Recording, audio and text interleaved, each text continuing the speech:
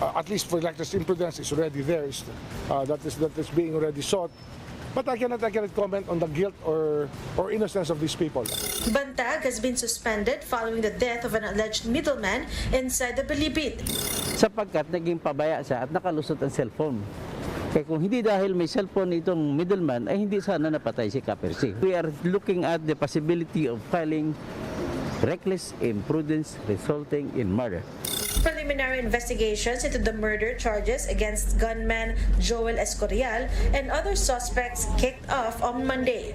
But Rimulya clarified that the case is not yet solved, in contrast to an earlier statement by the Southern Police District.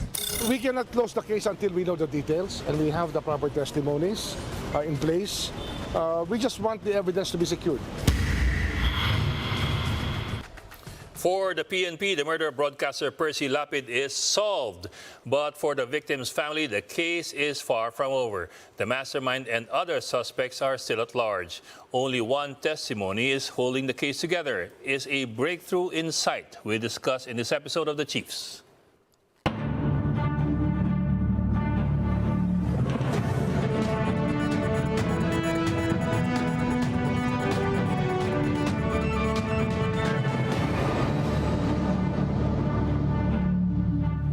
Welcome to this Monday edition of The Chiefs. I'm Lingao. Online from Manila is Pamintuan of the Philippine Star. Roby Alampay and Luchi Cruz-Valdes are off for a few days, but some of our colleagues in One News will be joining us, or joining me and Ami in the conversation. And tonight, it is Cito Beltran. Good evening, Ed. Good evening, Ami. I hope I do justice to our colleague Roby and to Luchi. Bantay-bahay po tayo. Okay, our average age just went up. Thanks. I'm just joking. Okay.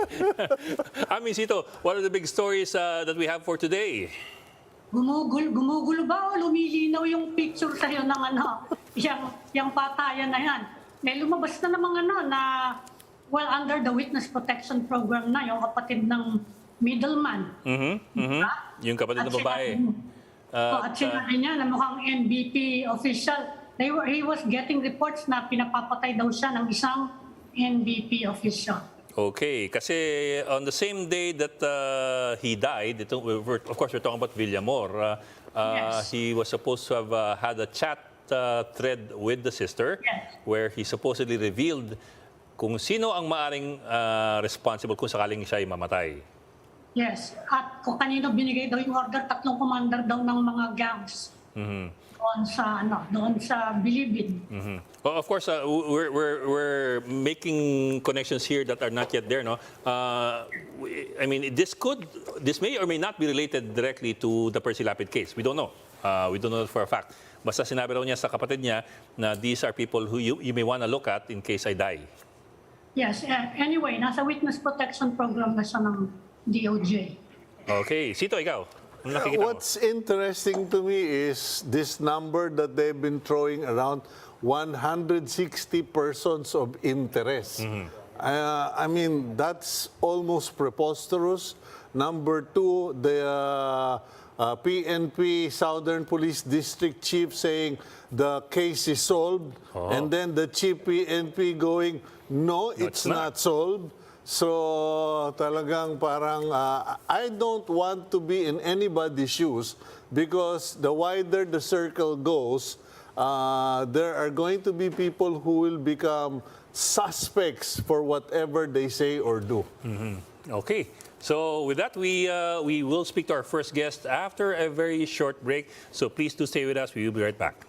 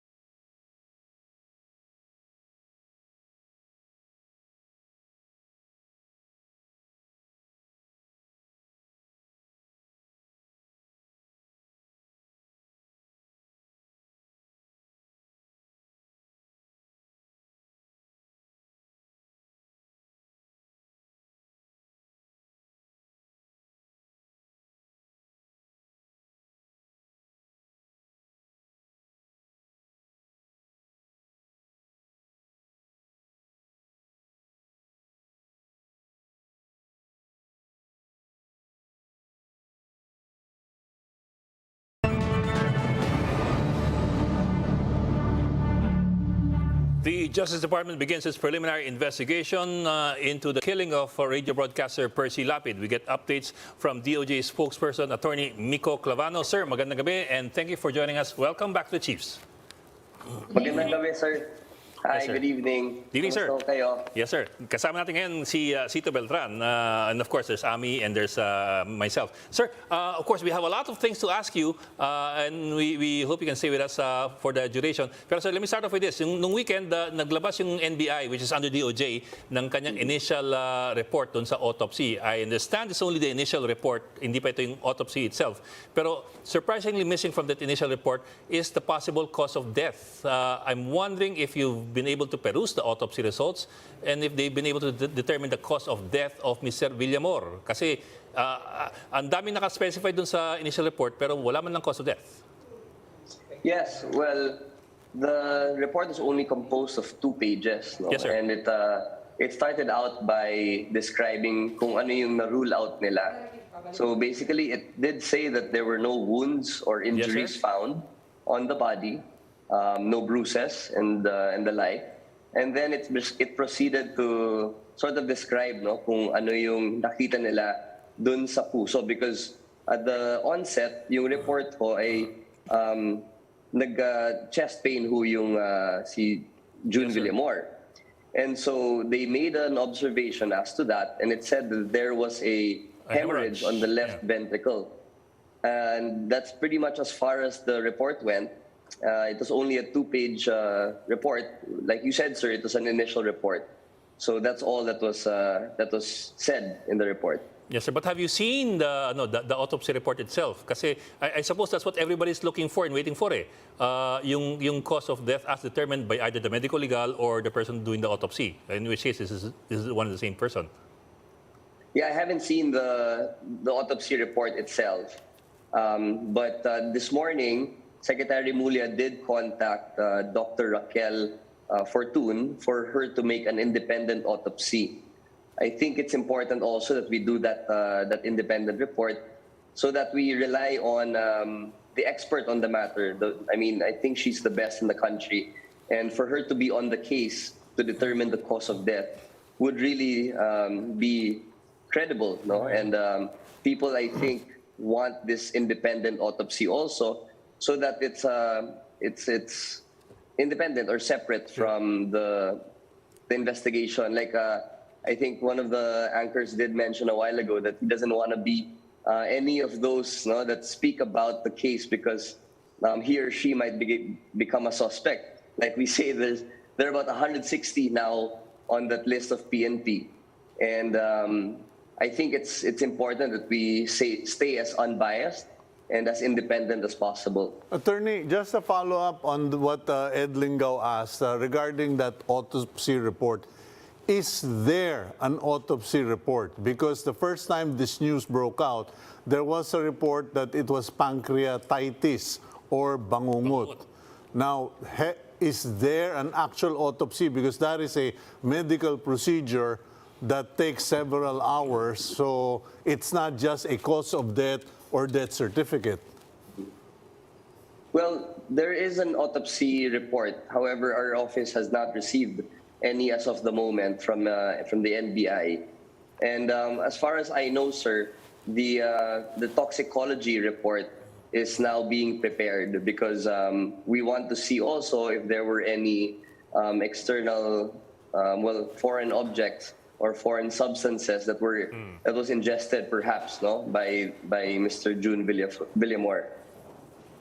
Pero attorney, pumayag na ba si Dr. Fortun? Kasi she told us, kapag ganyan daw na na-embalm na, medyo mahirap na yung toxicology Napasukan na siya ng formalin niya tinanggal na yung body fluids.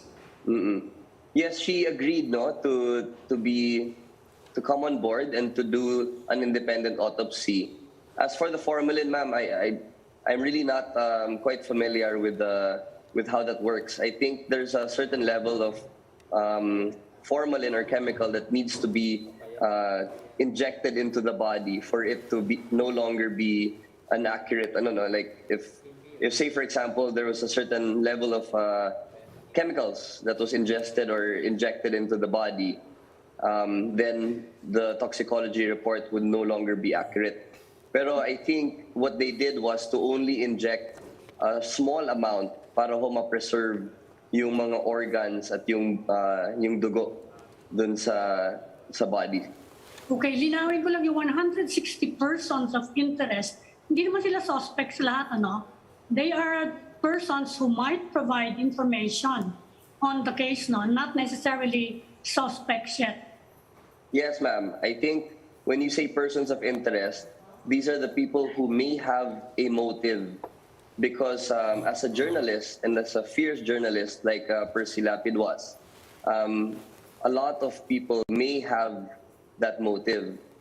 Although it's very unclear kung any of the 160 are actually involved in the case because as you can imagine, all 160 have at least been mentioned on the journalist's show, and to some extent may have had some ill feelings against itong si Percy Lapid. So they're not suspects by any stretch of the imagination, but merely persons of interest. But it's possible na some of them you might ask for a hold order kung sakasakali, yung mas malakas ang suspicion na baka nga involvement. Is it possible that you can ask for a hold order kahit person of interest pa lang? Kung person of interest, ma'am, hindi po tayo pwede magkaroon ng hold order. There has to be at least some sort of evidence para ma-issuean ho sila ng hold order. If you're speaking about a hold order, that's the order na hindi sila pwedeng umalis ng bansa, no, ma'am? So, yeah, that needs to go through court. And for the court to be able to issue a hold order, kailangan ho may at least konting ebidensya lang.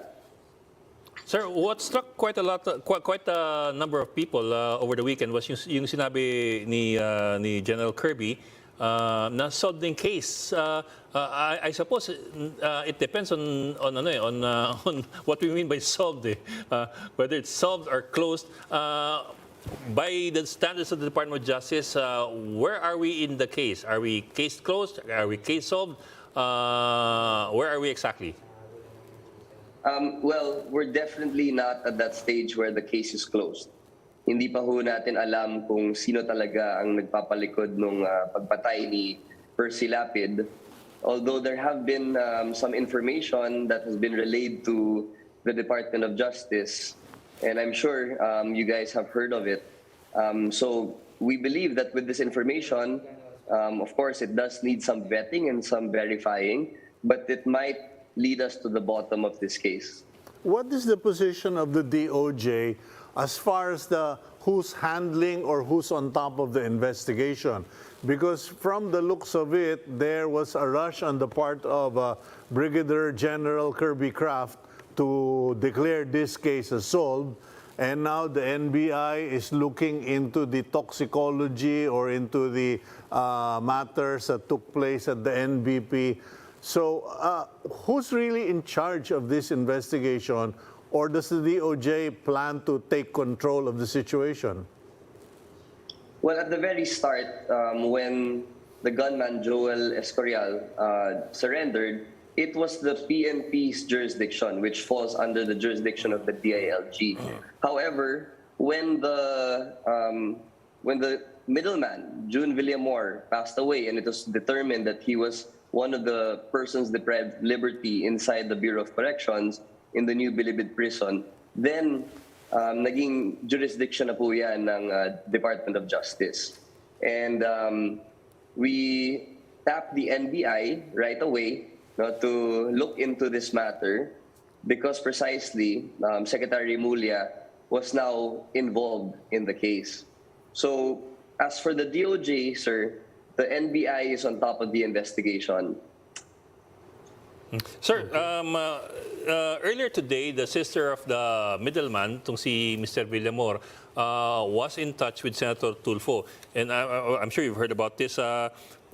Supposedly, nakapag-usap yung magkapatid on the same day, nung umagang yun, at least over Facebook Messenger, and supposedly nagbigay ng pangalan yung kapatid sa sister na ito yung mga maaring may involved kung sakaling may mangyari sa akin. I'm wondering lang, as far as the DOJ is concerned, how do you view that kind of a statement or testimony, if you call it that? And how significant is that? How conclusive would that be? Well, it's significant, no? The statement of the sister of June Villamor when she came over, well, it seemed very credible, no? She came forward, she showed her cell phone, and in that exchange between her and her brother, there were text messages which indicated possible persons who may be responsible for his killing later on. Ang sabi pa nga po niya ay wag daw po ipakita yung mga text message hanggat buhay pa siya. Pero kung mamatay man siya, then ilabas daw yung mga pangalan na yon, yung mga gangs na yon na nasa loob ng Bilibid prison, who he believed would be behind his eventual demise or killing. Yes, sir. But sir, just to follow up on that, is there any indication that that these names have something to do with the Percy Lapid killing? I mean, kasi on the other hand, you could look at a whole range of possibilities. You're talking about somebody who's in jail, who's in the Bilibid, where there are other sources of danger. And for all we know, it could be related, but it could be a separate case altogether. How do we determine that, and how do we judge that? Well, that's precisely why we have to really vet and verify yung mga information na binigay sa atin nung kapatid ni June Villamor. Given the names, at least we have further leads, and we'll have to look at the motive behind the killing. The secretary ordered the OIC to secure the people who were mentioned already para ho talagang hindi mangyari ulit yung nangyari kay June Villamor. So now that we have witnesses, or at least persons of interest, actually they could be considered suspects already in the killing, then we'll be able to get their statements and really see kung malilink ba talaga sila dun sa pagpatay ni Percy Lapid. But as of right now, sir, we really don't have enough information to link the two, no? The killing of June Villamor and the killing of Percy Lapid. Yes, sir. Sir, pasingit lang dyan, just to clarify that. So, ibig mong sabihin sa mga pangalang binigay ng kapatid based on the conversation with Mr. Villamor on the day he died, yung mga pangalang yon, sila sinecure na ng DOJ. In other words, they are in a safe place and they are, well, basically secured. Yes. We made sure na naka-separate ho sila sa isa't isa, because the last thing we want is for them to connive or for them to be vulnerable to any violence, no? So they were secured, and we are making sure that they are safe, and we're making sure na walang ibang may access sa kanila kung hindi yung mga otoridad lang doon sa Bucor. As we know, bago na ho yung Bucor chief natin, it's now Greg Katapang, who used to be the AFP Chief of Staff during the time of President Pinoy. Okay, big picture question, Attorney. What has Secretary Remulla or the Department of Justice decided on or are planning on regarding the National Bilibid prison? Because in the Duterte administration, they said it was the central processing for drug distribution. Now, in the Marcos administration, unless things are nipped at the bud, mukhang lahat ng contra killing may be connected to the National Bilibid prison. What are the plans to deal with this? The continued presence of the NBP as a center for criminality? Actually, sir, that's a very good question, and thank you for bringing that up. Secretary Remulla has at the very forefront of his agenda itong redesigning of the new Bilibid prison. In fact, he wants to move the prison from Muntinlupa to Sablayan, and to Nueva Ecija. So basically yung minimum and medium security gusto niyang ilipat doon sa Nueva Ecija, yung maximum security gusto niyang ilipat sa Sablayan, sa Negros Oriental. And that gives us the opportunity to start from zero. And the reason why that's a good thing is yung design ho ng facility, ng prison facility, you can now safeguard and make sure that everything that was wrong with the New Bilibid prison ay maayos na sa bagong facility. For example, sir, we've received reports na yung mga cellphone ho na ginagamit doon sa loob ng New Bilibid prison, tinatago sa lupa, sa ilalim ng lupa. So they dig a hole and they bury the cell phones there so that even if there's a sweep done by the authorities of the Bureau of Corrections, hindi talaga makita at hindi mahanap yung mga cellphone na yon.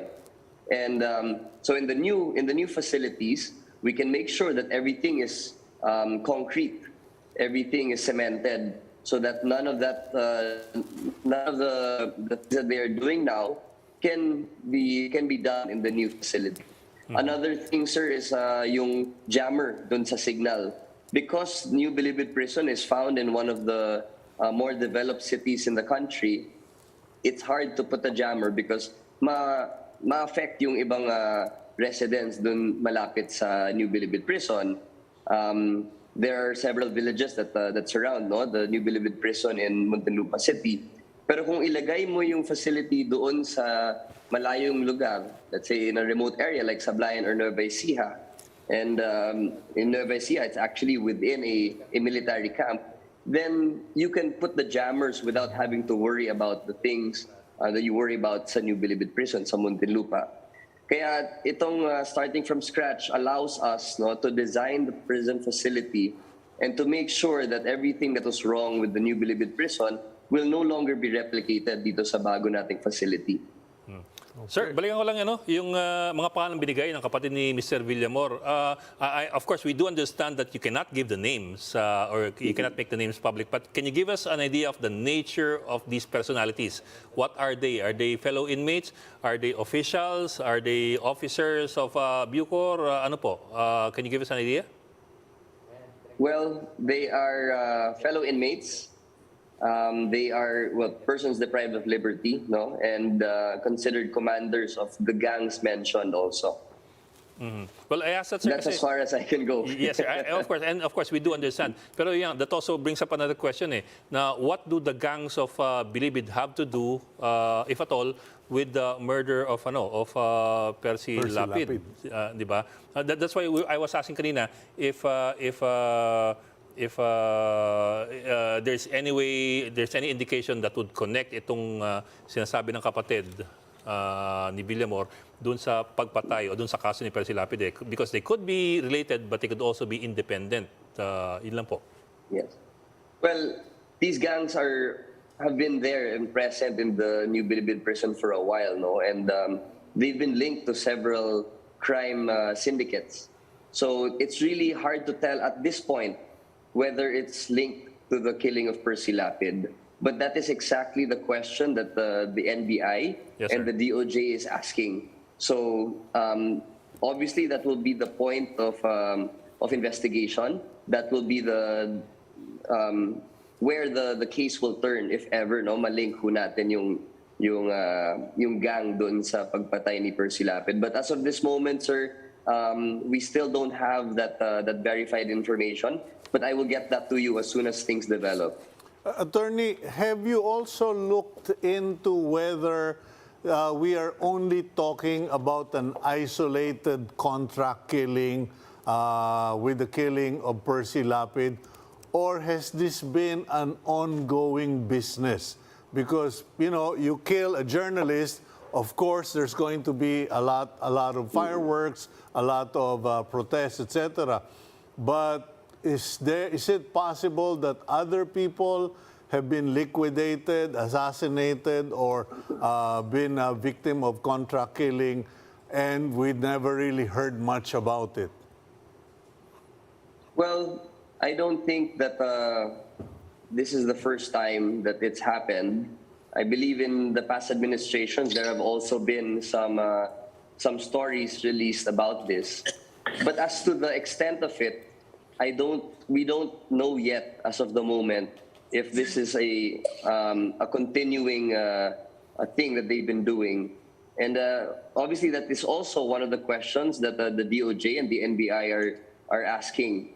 Because when you have gangs, it's as if parang na-institutionalize na ho, no? Yung mga grupo sa loob ng New Bilibid Prison. So obviously, the way they function, we have to see kung paano talaga sila nagpa-function, kung ano talaga yung mga galawan nila sa loob, sir. Okay. Sir, if I may, just squeeze in one last question. Kasi earlier we were talking to Percy Lapid's brother, si Roy Mabasa, nabanggit nga niya yung cellphone ni Joel Escorial could contain valuable data, but it was we understand it was still in the possession of the wife of Escorial. We are wondering kung na-secure na po yung cellphone na yun. At the same time, I also understand that there were some representations made already with AMLAC to identify the bank accounts that were responsible for transferring the money to Joel Escorial's bank account. We're also wondering kung may update na po ron. Yes, as to the cell phone, we're still trying to locate kung nasaan yung cellphone na yun. It would be nice to see kasi kailangan natin i-verify kung siya ba talaga ang nag-send nun.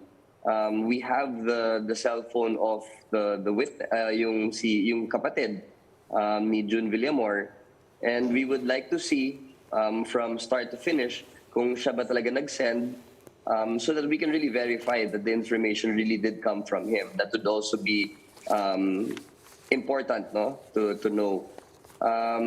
As for the second point, yung sa bank account, that's something that the secretary also ordered today and to expedite because apparently doon nga pumasok po yung payment na sinasabing 550,000 split amongst the 4 persons or suspects. So we're still waiting for the reports to be generated on those 2. But again, I will get that to you as soon as things develop, sir. Okay. Maraming salamat, Attorney Mico Clavano, ang tagapagsalta ng Department of Justice. Sir, thank you for joining us tonight. Tingan po. Thank you, sir. Thank you. Have a good night. We will speak to another guest on the Percy Lapid Slay case after this breather, so stay with us. Chiefs will be right back.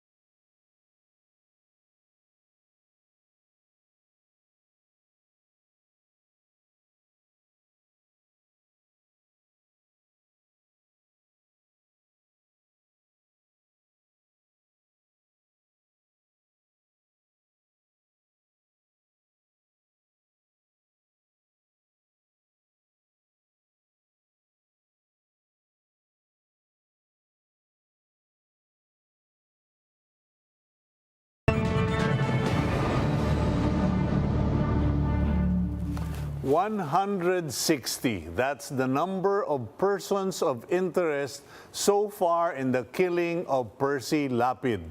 How is the investigation going? Let's bring in the lawyer of the slain broadcaster's family, Attorney Berteni Causing. Welcome to the Chiefs, Attorney. Magandang gabi po. Thank you for welcoming me. Gandang gabi, Attorney. Evening. There's Sammy. Okay. Attorney, first question, what is your reaction or what is the reaction of your client regarding the announcement of the Southern Police District Chief that the case of the Percy Lapid killing is solved? The family is saddened by that pronouncement. Apparently, they meant the word solved by another else. We meant solved by the fact that if we will get to the bottom of it and get who is the mastermind in it. Okay. Sir, balay, well, anyway, sabi ng DOJ, hindi rin sila, hindi pa tapos ang kaso sa kanila as far as they're concerned. Pero sir, may bagong development nga eh. Itong, yung kapatid nitong si Villamor, biglang lumutang at sinabi na nakapag-usap sila ilang oras bago mamatay si Villamor. At nagbigay ng ilang pangalan na maaari daw involved doon sa pagkamatay ni Villamor. Yung sinasabing middleman. Ano po yung inyong reaction doon? At kayo ba may nakuha bagong impormasyon doon?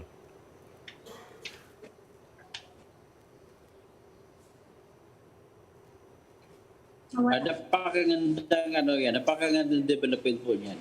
The testimony of Joel Escorial. Pero mukhang, attorney, mukhang nadidiin ng gusto si Bucor Director Gerald Bantag, ano? Ang balita namin, ang mga report, pa-file niyo siya ng kaso. Ano bang balak niya exactly na? Yes, we are really planning to file an administrative case against him on the ground that there was that cell phone that sneaked into, and if he were not negligent, this cell phone could have not sneaked into the hands of that middleman. And if there was no cell phone in the hands of the middleman, there could have been no murder against Percy Lapid. Ay, yung sa criminal, hindi kinokonsulta din kayo? Sa criminal case? We are also thinking about the criminal case, which is actually, as of now, as we see, because we do not have evidence of deliberateness, so we could only see here negligence or reckless imprudence. So we will be filing reckless imprudence resulting in murder.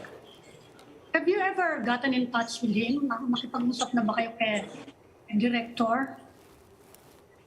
Nakausap niyo na ba si Director Bantag? Have you ever talked to him? Not yet. I only heard his pronouncements as delivered by the news. Okay. So, sir, just to be clear, sir. So, ang inyong issue kay Bantag has to do with reckless imprudence, not necessarily, yes. not necessarily because of any suspicion of involvement doon sa pagkamatay kay Percy Lapid.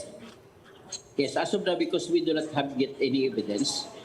So, because criminal case requires proof beyond reasonable doubt, and if our evidence does not reach that level, so it is better for us to settle with administrative case, which requires only substantial evidence, or that amount of evidence that is sufficient to guarantee a conclusion. Okay, Attorney, there's now a question as to who should really be heading this investigation or who should control the process. What is the position of the family as far as who should really be in charge? Should it be the PNP, the NBI, the DOJ, and what is your position on the request for autopsy? Actually, there have been no problem with regard to the fact that the investigations were actually simultaneously conducted by the PNP and by the NBI. So, to my mind, it is much better we have two heads in that aspect so that we are assured that we can turn every stone that would be there, that would be found. Actually, to tell you the truth, there was one evidence that was gotten by the NBI but was not gotten by the PNP. So if the two of them would supplement each other, then that would be the best for us to prosecute the culprits, because we need proof beyond reasonable doubt in order to convict them. And we need all the cooperation, all the services, all the works of all people, including the autopsy. Although we were not happy with the result of the autopsy, but we have already talked with the Secretary Remolla through Mr. Roy Mabasa, and Mr. Remolla assured that there will be an independent autopsy that would be conducted, and we requested Dr. Raquel Fortun to do. Have you been confident that the electronic copy is the same as the original. So, sir, just to be clear, sir, yung nakuha niyo po yung autopsy report mismo, hindi po yung consolidated initial report ng NBI na 2 pahina lamang. Well, to my understanding and to my eyes, there is only one autopsy report that reached my eyes. And it was that one that was given to me by Mr. Roy Mabasa, the younger brother of Percy Yes, Lapid. sir. Sir, that will be interesting, sir, kasi we haven't seen the autopsy report itself. What we have seen yung initial consolidated report ng NBI na 2 pahina. Ang problema po namin dun sa consolidated report na yun, wala man lang banggit kung ano yung cause of death. Doon po sa autopsy report na binabanggitin nyo, meron ho bang cause of death? Actually, we are actually referring to the same 2 page. Okay. The same. Pareho lang. Naghang yata. Yan. Because Sir, sorry, naputol, sir. Naputol. Pakiulit po. Are we referring to the same thing, yung 2-page na consolidated report, or do you have an autopsy na hiwalay?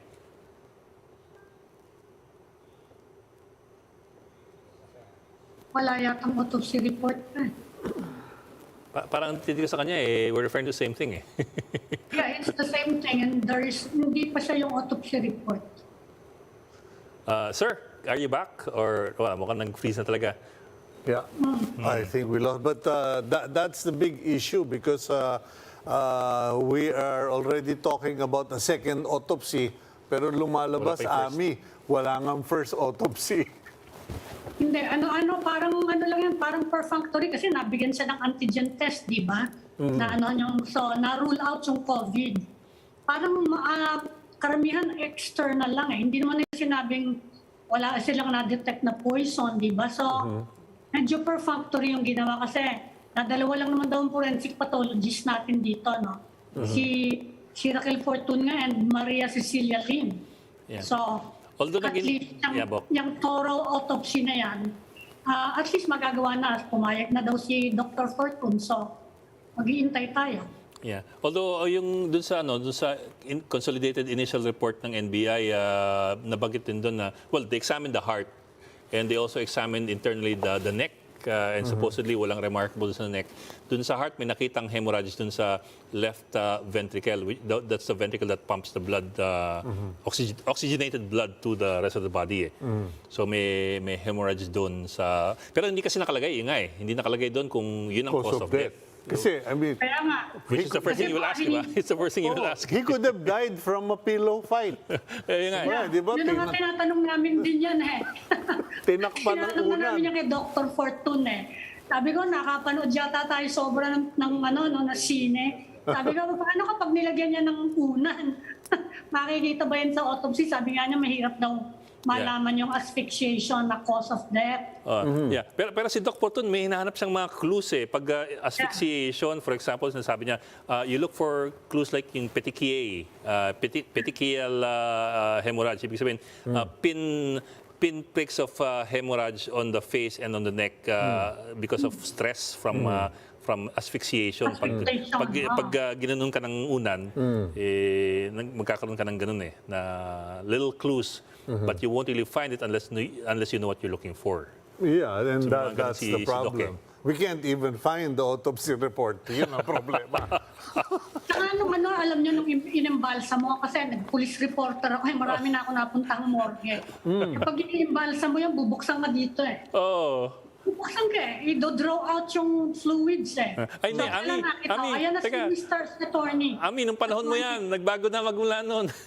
Oo nga, tinatanggal, pinapalitan lang ngayon yung ano. 80s pa yun sa akin. Attorney, can you hear us? Andiyan na si Attorney. Attorney yes, I can hear it. Yes. I just changed to another internet line. Attorney, balita namin. Can you hear us na? And I'm now seeing the data of smart. Okay na. Hi, sir. Attorney, balita namin nakakakuha ng death threat si Roy Mabasa eh. Kumusta yung security niya sa kanang pamilya? Kasi saka nare-record ba niya yung ibang death threat? Ang gusto na namin yung iba nasa sa phone, ano? Nare-record ba niya yung... So anyway, with regard to death threat, actually to tell you, to be candid about it, he has not yet told me about it. Okay. Pero yung security, kumusta? You're aware of the security provided to them sa pamilya? Actually, what I know is both of us have no security detail. We are on our own. Okay, sir. But you personally, you have not received any threats at all yet. Is that correct? At this point? I have not yet received, Okay. not yet received any. Attorney, I just like to chase after that that answer you gave when you got cut off. Naputol. Kasi the DOJ has been talking about a 2-page consolidated report that is more like a death certificate. The one that you got, is it the same? It is one and the same as the DOJ? Kasi nakasulat doon talaga kung autopsy report. Well, what I got is only one that has the letterhead of National Bureau of Investigation. And I did not see any DOJ letterhead there. But I do think that the one referred to by you is also the same as the one I'm referring to, which is a 2-page report. Autopsy, as a layman, I call it as autopsy report, but Dr. Fortun called it otherwise. It's just a mere, like an office communication letter. Yun. Oh, well, yeah, that's what we're looking for. That's what we're all looking for. Okay. Okay. Okay na. Okay, we're starting up another conversation. We'd like to say thank you first after, to, but we'll have to say goodbye to our guest, Attorney. Thank you. Toto Causing. Yes, thank you po. Thank you, Attorney. Okay, Permission to leave. Akala ko kasi binaputol eh. Okay, we're starting up another conversation right after the break. Stay with us.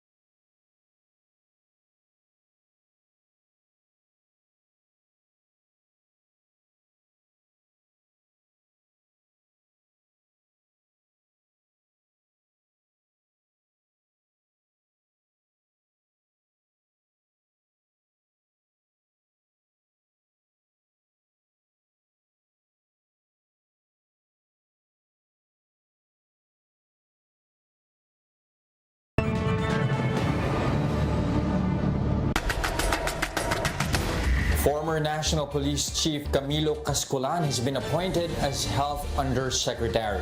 The DOH confirmed this over the weekend, saying that it will provide more details soon. Nakukwestiyon ngayon ang pagkakatalaga ni Pangulong Bongbong Marcos kay dating PNP Chief Camilo Cascolan bilang Undersecretary ng Department of Health. For the very first time na nagtalaga ng ganitong klaseng personnel para pamunuan yung ating administrative department bilang USIC po, no?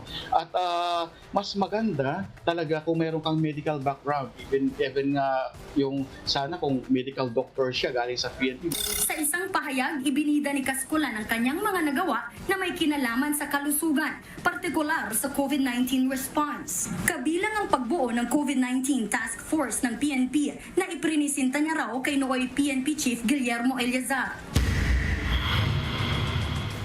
An insult. This is what the Alliance of Health Workers called the appointment of former Police Chief Camilo Cascolan as Health Undersecretary. The group's president is here with us. Sir, welcome to the Chiefs. Mr. Robert Mendoza, thank you for joining us tonight.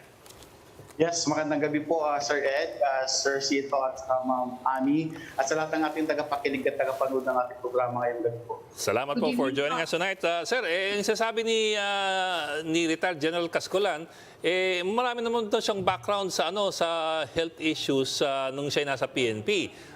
COVID task force daw ng PNP and so on and so forth. At ang sabi rin niya, hindi naman daw importante, hindi naman yung primary importance na ikaw ay doktor o medical worker para ikaw ay tumulong sa management ng DOH. Your reaction po? Sige, Sir Ed, gusto mo natin basahin muna yung mandate ng Department of Health, nakalagay, ensuring the provision of quality health services that every Filipino people deserves as in upholding the quality of life, respect the human dignity, and protect the health and safety of the Filipino people and workers. So malinaw po talagang dapat i-preserve yung life talaga. At itong ating na-point na undersecretary is nanggaling po siya sa Oplantukhang. Dati po siya Chief PNP at sa Oplantukhang na ito at double barrel ay maraming pinatay na mga innocent mga civilian. So gusto natin talaga na yung ma-appoint ni President Bongbong Marcos yung undersecretary na mayroon ding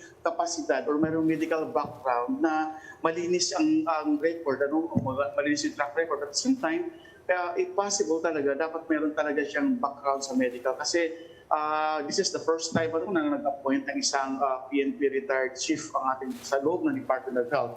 So, kung titingnan natin, sinasabi niya, pinagmamalaki niya yung kanyang nagawa doon sa COVID-19 response pa, naggawa ng task force. Pero kung titingnan natin, hindi naman siya successful, di ba? Kasi nanawagan niya tayo na palitan yung mga nasa IATF, ng mga medical experts, mga scientists, virologists. Pero tingnan natin, sa buong mundo, tayo ang pinakamatagal na nagkaroon ng face-to-face na klase. Tayo rin ang pinakamatagal na talagang nagsuot ng face mask. At tayo hanggang ngayon, tayo pa rin yung pinakamatagal na naka-acquire din yung sa mga vaccine. Kaya hindi natin pwedeng ipagmalaki rin yung kanyang sinasabing nakabuo siya ng mga task force during the COVID-19 pandemic pero hindi naman ito naging successful.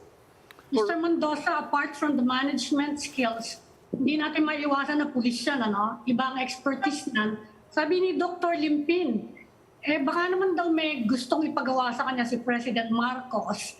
Halimbawa, mag-imbestiga ng mga anomalya sa Department of Health, mga corruption. Ano po yung tingin nyo sa ganon? Sa ganun po, alam natin Mami, kasi mayroong mga urgent bill si President Bongbong Marcos. Tatlo yan. Isa yun sa CDC.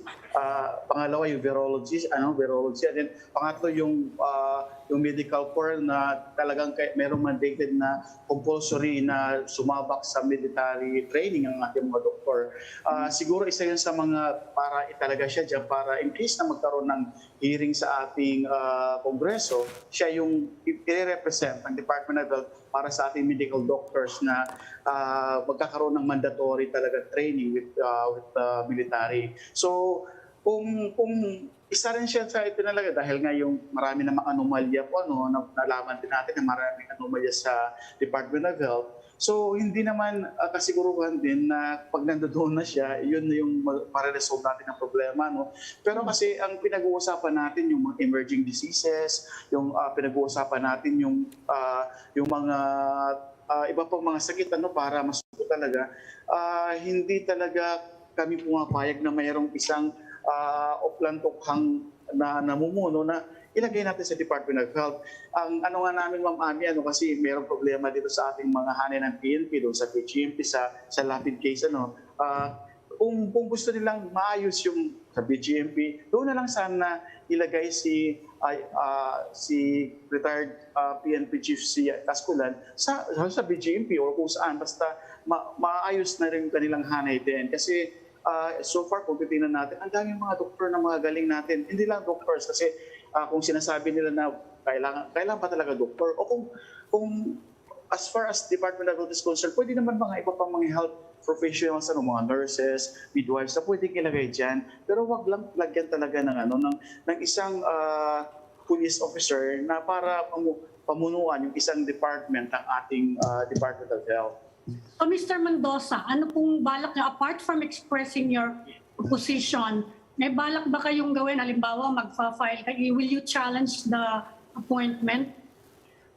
So far, Ma'am Ami, mag-uusap yung mga health workers possible tomorrow para na yung balak natin. Kasi sana po kung mayroon man talagang mga medical doctors din na sumama sa if possible magkakaroon ng mga pagkilos din po kasi kung papayagan po natin ito Presidente po ito para sa mga susunod na appointments pwede pa lang ganito. So huwag nating hayaan kasi kung walang pagtutol ang mga health workers, kung walang pagtutol din ang mga mamayan, talagang tuloy-tuloy na itong ganito na mangyayari sa ating mga ahensya, parang halo-halo special na yung gagawin ng ating rehimen. So sana as early as possible si President Bongbong Marcos din, tingnan niya kung ano yung mangyayari doon sa loob ng Department of Health, demoralize pa yung mga USC dyan. Kasi syempre, PNP chief siya. Pag sinabi niyang ganito, pag command niya, dapat sundin din siya. Nasanay siya sa ganyang utos. So, tingnan natin kung ano talaga ang dapat gawin dito at pag-uusap yung mga health workers possible tomorrow. Robert, sa mga nakaraang administrasyon in the past governments, was there ever consultation? And ito ba yung unang pagkakataon, first time, that there is a controversial appointee? Parang I remember that there were similar appointees in the past, pero this is the first time na talagang pinalagan ninyo. Is it because you were not even consulted, or is it all about him being connected to Oplan Tokhang and Oplan Double Barrel?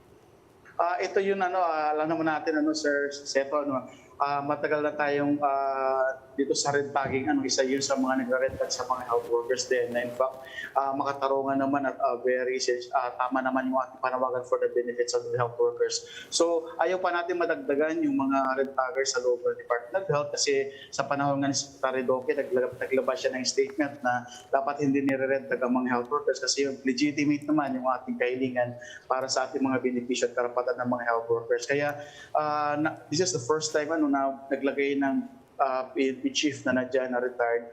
Kaya nagtataka tayo at nakakatakot na lagyan dyan ng isang military officer sa loob ng Department of Health. Kasi dati naman, ang kapalit na si Yosek Tokan, isang nurse. So why not na mag-appoint ng isang nurse or isang medtech na talagang qualified para dyan sa posisyon na yan? Okay. At the same time, idagdag ko na, sir, kasi I think in the past, may na-appoint na rin na USEC ng DOH na hindi doktor. Hindi doktor. Si Alex Padilla, tama? Si lawyer. Alex Padilla. Siya pa naging in charge ng PhilHealth. At the same time, you also have you've also had appointments in PhilHealth, which is under DOH. Na, Dating NBI, di ba? si Giran. And also si Dick Morales. So you have these other cases that happened in the past. What do you think, sir, of that? What do you think those examples? Sige po.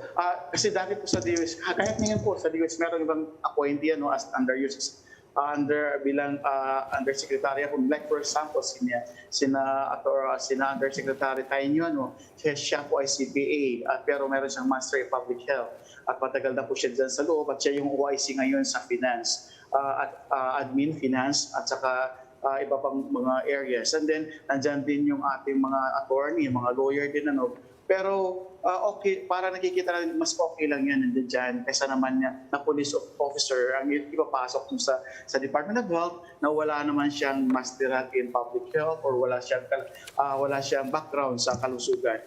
Kung pag-uusapan natin yung administration or financing, marami naman diyang expert talaga na pwede namang gawin talaga silang undersecretary. Kasi as of today, mga OIC lang yung nakalagay dyan na kaya naman nilang pamunuan yung different divisions or department ng Department of Health. Okay. Well, in the meantime, nag-iintay tayo ng appointment ng permanent Secretary of Health. Ano ba ang impact neto sa mga health services natin na nag-iintay pa rin tayo? OIC pa rin yung nasa DOH? Ito yung nakakalungkot natapos na yung 100 days ni President Bongbong Marcos. Tapos ang Department of Health is isa sa mga napaka-importanting departamento ng ating gobyerno na dapat talaga nagtalaga ng isang Secretary of Health na competent talaga, pro-worker at pro-health worker at pro-people. At dapat hindi otak privatization, dapat hindi otak yung sa red tagging. Kaya panahon na siguro, kaya yung sinasabi ni President Bongbong na saka na po mag-appoint ng secretary pag na-normalize na yung ating pandemic. Dapat hindi po ganun. Dapat ngayon at kagyat dapat na magtalaga-talaga ng secretariat para mapamunuan yung isang departamento na talagang humaharap sa pandemya. Kasi yung ating OIC, si Joseph Berheri, limited lang yung kanyang function bilang OIC. So kailangan talaga magtalaga ng full-time ng Secretary of Health na competent at marunong din makisama doon sa issue ng public health ng ating bansa. Okay, maraming salamat, Mr. Robert Mendoza, ang pinuno ng Alliance of Health Workers. Sir, thank you for joining us and ingat po parati. Maraming salamat, Sir Ed, Mami at Sir Sito po. Thank you po. Ingat po. Thank you po. And that's it for the Chiefs. We hope what to discuss here will keep the conversation going. I'm Ed Lingao. I'm Cito Beltran of One News. I'm Mami Pamintuan of the Philippine Star. We are One News, all sides, all the time.